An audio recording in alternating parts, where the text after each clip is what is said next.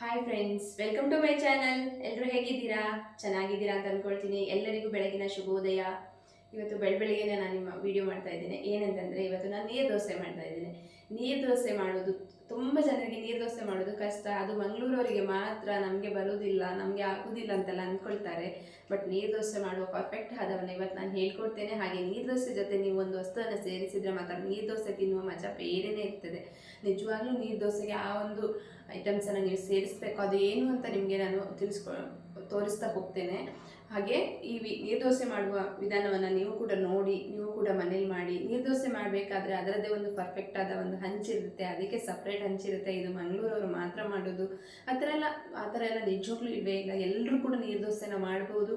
ಎಲ್ರಿಗೂ ಕೂಡ ನೀರು ದೋಸೆ ಮಾಡೋದು ಅಷ್ಟು ಈಸಿಯಾಗಿ ಬರುತ್ತೆ ಅಂತ ಹೇಳ್ತಾ ಇವತ್ತು ನೀರು ದೋಸೆ ಮಾಡೋದು ನಾನು ಹೇಗೆ ಮಾಡ್ತೇನೆ ಅಂತ ನಿಮಗೆ ತೋರಿಸ್ತೇನೆ. ಬನ್ನಿ ನೀರು ದೋಸೆ ಮಾಡುವ. ಇವತ್ತು ನಾನು ನಿನ್ನೆ ನೈಟು 2 ಲೋಟದಷ್ಟು ಅಕ್ಕಿಯನ್ನು ನೆನೆ ಹಾಕಿ ಇಟ್ಕೊಂಡಿದ್ದೇನೆ. ಒಮ್ಮೆ ತೊಳೆದು ಮತ್ತೆ ನೀರು ಹಾಕಿ ಇಟ್ಕೊಂಡಿದ್ದೇನೆ. ಅದು ನೈಟ್ ಫುಲ್ಲು ಓವರ್ ನೈಟ್ ನೆನೆದಿದೆ. ಇವಾಗ ಅಕ್ಕಿ ಓವರ್ ನೈಟ್ ನೆನೆಯೋದ್ರಿಂದ ನಮ್ಮ ದೋಸೆ ಕೂಡ ತುಂಬ ಚೆನ್ನಾಗಿ ಬರುತ್ತೆ. ನೀವು ರೀಸೆಂಟಾಗಿ ಮಾಡ್ಕೊಳ್ಬೋದು, ಆಗಲ್ಲ ಅಂತಲ್ಲ, ಬಟ್ ಮಾಡಿಕೊಂಡ್ರೆ ಅದು ಅಷ್ಟು ಚೆನ್ನಾಗಿ ಬರಲ್ಲ. ಇವಾಗ ನೀವು ಓವರ್ ನೈಟು ಈ ಅಕ್ಕಿಯನ್ನು ನೆನೆ ಹಾಕಿ ಮಾಡೋದ್ರ ದೋಸೆನೇ ಬೇರೆ ಥರ ಬರುತ್ತೆ, ಅಷ್ಟು ಚೆನ್ನಾಗಿ ಬರುತ್ತೆ. ಇದನ್ನು ನಾನು ಇನ್ನೂ ಒಂದು 2 ಸರ್ತಿ ಕ್ಲೀನಾಗಿ ತೊಳ್ಕೊಳ್ತೀನಿ. ತೊಳೆದು ಆಮೇಲೆ ರುಬ್ಕೊಳ್ಳೋಣ ಇದನ್ನು. ಇವಾಗ ಅಕ್ಕಿಯನ್ನು ತೊಳ್ಕೊಂಡು ಬಂದೆ. ನಾನು ಇದೊಂದು ಮಿಕ್ಸಿ ಜಾರಿಗೆ ಹಾಕಿ ರುಬ್ಕೊಳ್ತೇನೆ.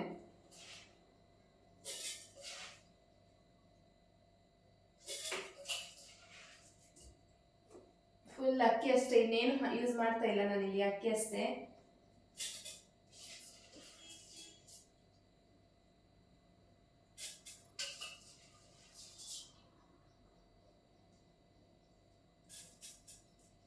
ಇದಕ್ಕೆ ಕೆಲವರು ತೆಂಗಿನಕಾಯಿ ಮತ್ತೆ ಈರುಳ್ಳಿ ಎಲ್ಲ ಹಾಕಿ ರುಬ್ತಾರೆ, ಬಟ್ ನಾನು ಅದು ಕೂಡ ನಿಮಗೆ ತೋರಿಸ್ತಿದ್ದೆ ನನ್ನ ವಿಡಿಯೋದಲ್ಲಿ. ತೆಂಗಿನಕಾಯಿ ಹಾಕಿ ಕೂಡ ನಾನು ನೀರು ದೋಸೆ ಮಾಡಿ ತೋರಿಸ್ತಿದ್ದೇನೆ.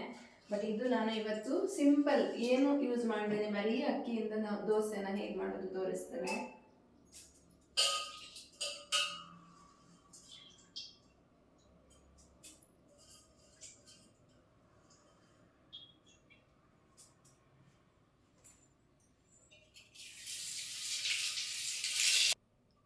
ಇವಾಗ ನಾನು ಇದಕ್ಕೆ ಒಂದು ರುಬ್ಲಿಕ್ಕೆ ಎಷ್ಟು ಬೇಕೋ ಅಷ್ಟು ನೀರು ಹಾಕಿ ರುಬ್ಕೊಳ್ಳೋಣ ಇದನ್ನು. ಇದು ನೀರು ಜಾಸ್ತಿ ಆದರೆ ಎಂತ ಆಗೋದಿಲ್ಲ, ಯಾಕಂದರೆ ನೀರು ದೋಸೆ ಹೆಸರಿಗೆ ತಕ್ಕಂತೆ ಇದು ನೀರು ದೋಸೆ, ಹಾಗಾಗಿ ನೀರು ಹಾಕಿನೇ ನಾವು ದೋಸೆ ಮಾಡೋದಲ್ವಾ. ಹಾಗೆ 1 ಗ್ಲಾಸ್ ಹಾಕಿ ನಾನು ಈಗ ರುಬ್ಕೊಳ್ತೇನೆ, ಮತ್ತು ಬೇಕಾದರೆ ಯೂಸ್ ಮಾಡ್ಕೊಳ್ಳುವ.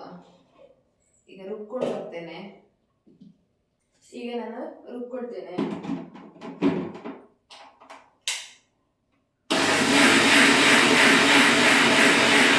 ಈಗ ರುಬ್ಕೊಂಡಿದ್ದು ಆಗಿದೆ.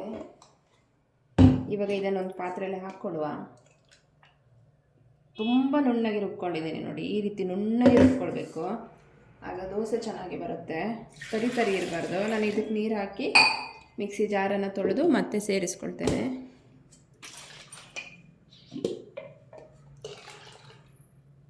ಇನ್ನೂ ಸ್ವಲ್ಪ ನೀರು ಬೇಕು ಇದಕ್ಕೆ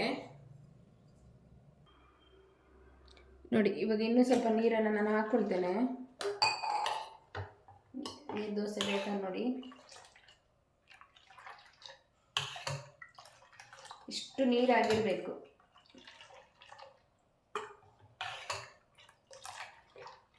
ಅವಾಗ ತುಂಬ ತಣ್ಣಗೆ ದೋಸೆ ಬರುತ್ತೆ.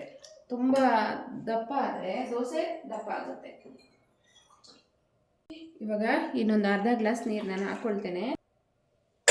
ಇದಕ್ಕೆ ನಾನು ರುಚಿಗೆ ತಕ್ಕಷ್ಟು ಉಪ್ಪನ್ನು ಹಾಕ್ಕೊಳ್ತೇನೆ. ಇನ್ನೇನೂ ಯೂಸ್ ಮಾಡಲ್ಲ ನಾನು, ಖಾಲಿ ಉಪ್ಪು ಅಷ್ಟೇ. ಅಕ್ಕಿಯನ್ನು ರುಬ್ಬಿರೋದು, ಉಪ್ಪು ಅಷ್ಟೇ ಹಾಕಿರೋದು, ಇನ್ನೇನು ಹಾಕಲ್ಲ.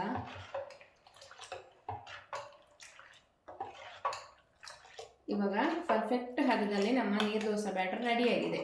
ಇದನ್ನು ಇವಾಗ ದೋಸೆ ಮಾಡಿ ತೋರಿಸ್ತೇನೆ ನಾನು. ಬನ್ನಿ ದೋಸೆ ಮಾಡುವ. ಇವಾಗ ದೋಸೆ ತವಕ್ಕೆ ನಾನು ಸ್ಟವ್ ಆನ್ ಮಾಡ್ಕೊಂಡಿದ್ದೇನೆ. ತವ ಬಿಸಿಯಾಗಿದೆ. ಈಗ ದೋಸೆ ಹಾಕೋಣ.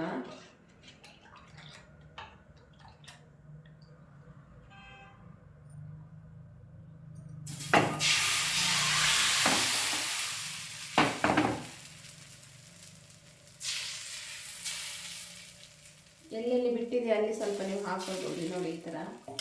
ಇವಾಗ ದೋಸೆ ಮೇಲೆ ನಾನು ಒಂದೇ ಒಂದು ಇದಂದರೆ ನೋಡಿ, ಕೊಬ್ಬರಿ ಎಣ್ಣೆ ತಗೊಂಡಿದ್ದೀನಿ. ಈ ಕೊಬ್ಬರಿ ಎಣ್ಣೆನ ನೀವು ದೋಸೆ ಮೇಲೆ ಸ್ವಲ್ಪ ಹೀಗೆ ಹಾಕೋದ್ರಿಂದ ದೋಸೆ ಉಂಟಲ್ಲ ತುಂಬ ಚೆನ್ನಾಗಿ ಬರುತ್ತೆ, ಮತ್ತು ಅದರ ಫ್ಲೇವರ್ ಉಂಟಲ್ಲ ತುಂಬ ಚೆನ್ನಾಗಿರುತ್ತೆ. ನೀರು ದೋಸೆ ಸ್ವಲ್ಪನೇ ಸಾಕು, ಜಾಸ್ತಿ ಬೇಡ. ನಾನಿದು ಕಾಯ್ದು ಸಿಂಬು ಬರ್ತದಲ್ಲ ಅದು ತಗೊಂಡಿದ್ದೇನೆ ಎಣ್ಣೆ ಹಚ್ಚಲಿಕ್ಕೆ. ಹೀಗೆ ಹಾಕಿದರೆ ಉಂಟಲ್ಲ ಎಷ್ಟು ಚಂದ ದೋಸೆ ಬರ್ತದೆ ನೋಡಿ. ಯಾರು ಕೂಡ ದೋಸೆ ಮಾಡ್ಬೋದು. ಇದನ್ನು ಮಾಡಲಿಕ್ಕೆ ಇದರದ್ದೇ ಒಂದು ತವ ಬೇಕು, ಅದೆಲ್ಲ ಎಂತ ಇಲ್ಲ. ಹೌದು, ನಾವೆಲ್ಲ ನೀರು ದೋಸೆ ಮಾಡಿದ್ದು ನೀರು ದೋಸೆದು ತವ ಅಂತ ಬೇರೆ ಸಿಗ್ತದೆ, ಬಟ್ ಆದರೆ ಇವಾಗ ಇದರಲ್ಲಿಯೂ ಕೂಡ ನೀರು ದೋಸೆ ತುಂಬ ಚೆನ್ನಾಗಿ ಮಾಡ್ಬೋದು. ನಾನು ಇವಾಗ ತೋರಿಸ್ತೇನೆ ನೋಡಿ, ಎಷ್ಟು ಚಂದ ನೀರು ದೋಸೆ ಬಂತು ನೋಡಿ. ಪರ್ಫೆಕ್ಟಾದ ನೀರು ದೋಸೆ ರೆಡಿಯಾಗಿದೆ ನೋಡಿದ್ರ, ಎಷ್ಟು ಚೆನ್ನಾಗಿದೆ. ನೀವು ಇದನ್ನು ಉಲ್ಟ ಬೇಕಾದರೆ ಹಾಕಿ ಕಾಯಿಸ್ಬೋದು, ಆದರೆ ನಾವು ಎಣ್ಣೆ ಹಾಕಿದ್ದೇವಲ್ಲ ತುಂಬ ಚೆನ್ನಾಗಿರ್ತದೆ. ಆ ಎಣ್ಣೆ ಜೊತೆ ಆ ಕೊಬ್ಬರಿ ಎಣ್ಣೆ ಫ್ಲೇವರಲ್ಲಿ ದೋಸೆ ತಿನ್ನೋದುಂಟಲ್ಲ ತುಂಬ ಚೆನ್ನಾಗಿರುತ್ತೆ. ನಾನು ಇನ್ನೊಂದು ಕೂಡ ಹಾಕಿ ತೋರಿಸ್ತೇನೆ ನಿಮಗೆ.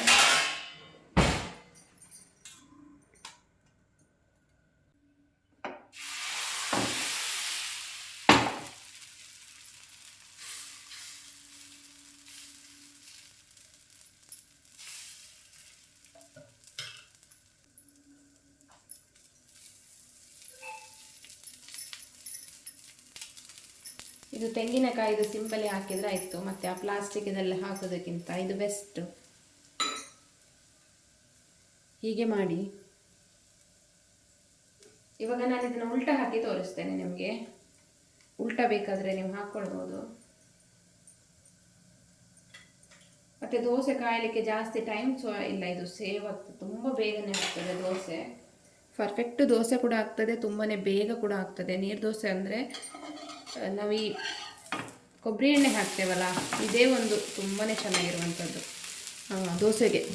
ಆ ಫ್ಲೇವರ್, ದೋಸೆ ಫ್ಲೇವರ್ ಕೊಬ್ಬರಿ ಎಣ್ಣೆ ಜೊತೆ ಕೊಬ್ಬರಿ ಎಣ್ಣೆ ಹಾಕಿರೋದ್ರಿಂದ ಆ ದೋಸೆ ತಿನ್ನೋದ್ರಿಂದ ತುಂಬಾ ಚೆನ್ನಾಗಿರುತ್ತೆ. ಅದು ಒಮ್ಮೆ ನೀವು ಟ್ರೈ ಮಾಡಿ ನೋಡಿ, ಬೇಕಾದರೆ ಕೊಬ್ಬರಿ ಎಣ್ಣೆ ಹಾಕಿ ದೋಸೆ ಮಾಡಿ ನೋಡಿ. ಇವಾಗ ನೀವು ಉಲ್ಟಾ ಹಾಕ್ಬೋದು ನೋಡಿ, ಎಷ್ಟು ಪರ್ಫೆಕ್ಟ್ ದೋಸೆ ಬಂತಲ್ವಾ.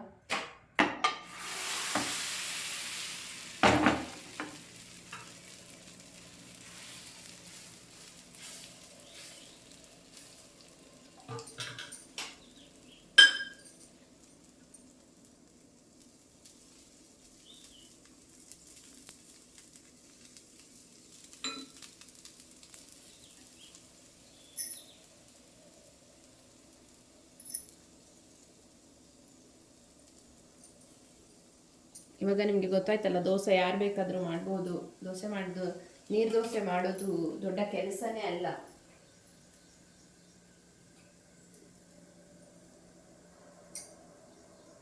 ತುಂಬ ಈಸಿಯಾಗಿ ಮಾಡ್ಕೊಳ್ಳೋದು ಯಾವುದು ಅಂದರೆ ಅದು ನೀರು ದೋಸೆ. ಇದಕ್ಕೆ ಜಾಸ್ತಿ ಏನು ಯಾವ ಐಟಮ್ಸ್ ಬೇಕಂತಿಲ್ಲ ನೋಡಿ, ಇಷ್ಟೇ. ಎರಡು ಸೈಡ್ ಬೇಕಾದರೆ ನೀವು ಕಾಯಿಸ್ಕೊಳ್ಬೋದು, ಇಲ್ಲ ಹಾಗೇ ಹಾಕ್ಕೊಳ್ತೀರಿ ಅಂದರೆ ಹಾಗೇ ಹಾಕ್ಕೊಳ್ಬೋದು. ಹೇಗಾದರೂ ಮಾಡ್ಕೊಳ್ಬೋದು, ನಿಮ್ಮ ಇಷ್ಟ. ಯಾವ ರೀತಿ ಬೇಕಾದರೆ ಬರುತ್ತೆ ಇದು, ಯಾವ ಶೇಪಲ್ಲಿ ಬೇಕಾದರೆ ಈ ದೋಸೆನ ಹಾಕ್ಕೊಳ್ಬೋದು.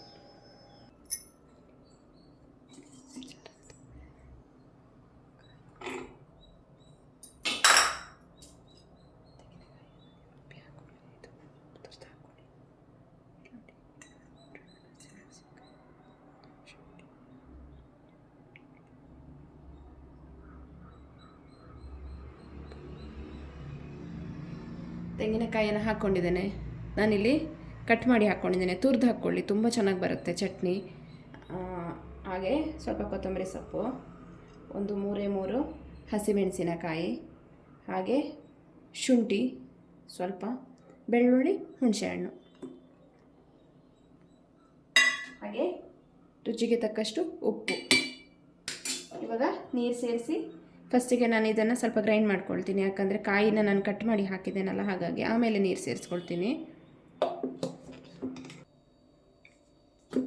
ಚಟ್ನಿ ರೆಡಿಯಾಗಿದೆ, ಸರ್ವ್ ಮಾಡುವ ಈಗ. ನೋಡಿದ್ರಲ್ವಾ, ನೀರು ದೋಸೆ ಚಟ್ನಿ ಎರಡೂ ಕೂಡ ರೆಡಿಯಾಗಿದೆ. ಎಷ್ಟು ಈಸಿಯಾಗಿ ನೀರು ದೋಸೆ ಮಾಡ್ಕೊಳ್ಬೋದು ಅಂತ ನಿಮಗೂ ಕೂಡ ಗೊತ್ತಾಯ್ತಲ್ವಾ. ಈ ವಿಡಿಯೋ ನಿಮಗೆ ಇಷ್ಟ ಆದರೆ ಒಂದು ಲೈಕ್ ಮಾಡಿ, ಶೇರ್ ಮಾಡಿ, ಕಮೆಂಟ್ ಮಾಡಿ, ಹಾಗೆ ನಮ್ಮ ಚಾನಲನ್ನು ಸಬ್ಸ್ಕ್ರೈಬ್ ಮಾಡ್ಕೊಂಡು ನೋಡಿ. ಹಾಗೆ ಇಷ್ಟೋ ತನಕ ನನ್ನ ವಿಡಿಯೋ ನೋಡಿದ್ದಕ್ಕಾಗಿ ನಿಮಗೆಲ್ಲರಿಗೂ ತುಂಬ ಹೃದಯದ ಧನ್ಯವಾದಗಳು. Thank you. Bye bye.